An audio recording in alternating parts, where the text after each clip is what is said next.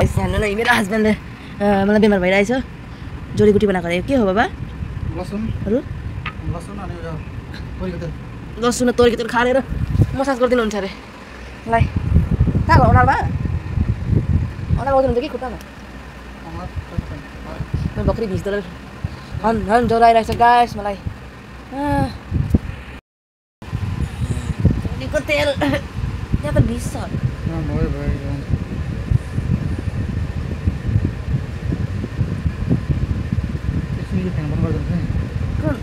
यो सिफेन table fan के हो बोलो भयो त लाइट हो यो सर्दी लाग्दा यस्तै तर के गराएको छैन मलाई बाबा तोरीको तेल पनि एकछिन यहाँ मसाज गरेपछि तातो भएर आउँछ मेरो बुटी निस्केछ दुखेर गाइस मलाई ज्वरो आएर हट भएर बुढाले बिचारा मालिस गरिदिँदै हुनुहुन्छ तपाईको हात कस्तो गरम छ है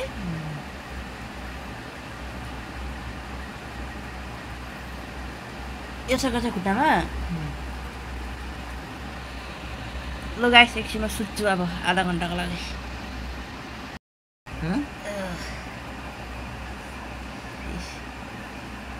मसाज गर्ने तरिका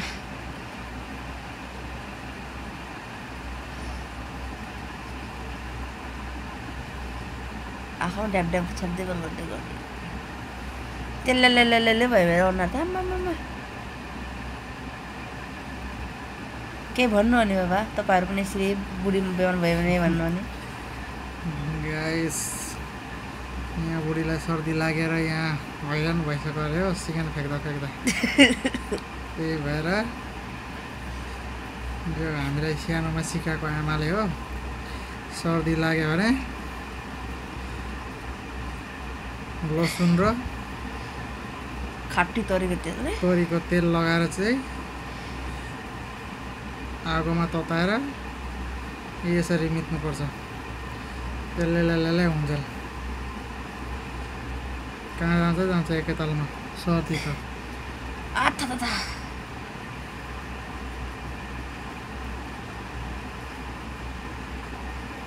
पहिला तपाईहरुले सिकाइदिन्छ आमाले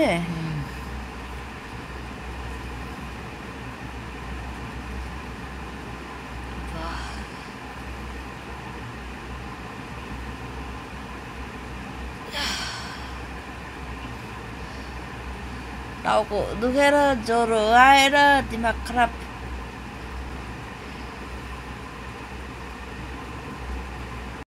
खुट्टामा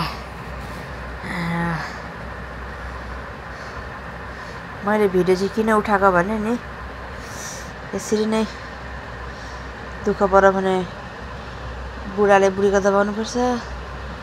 बुढीले बुढाको तर मलाई आज मलाई बिटुवाले मसाज गर्दैको मलाई आमाको याद आयो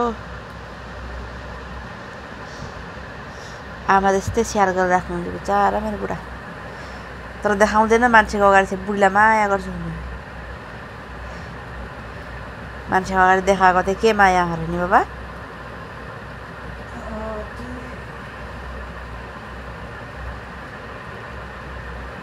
तर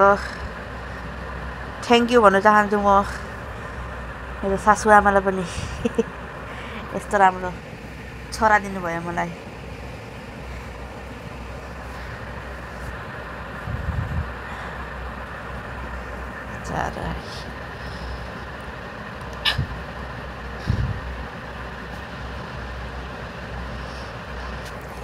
ज्वरो आयो भने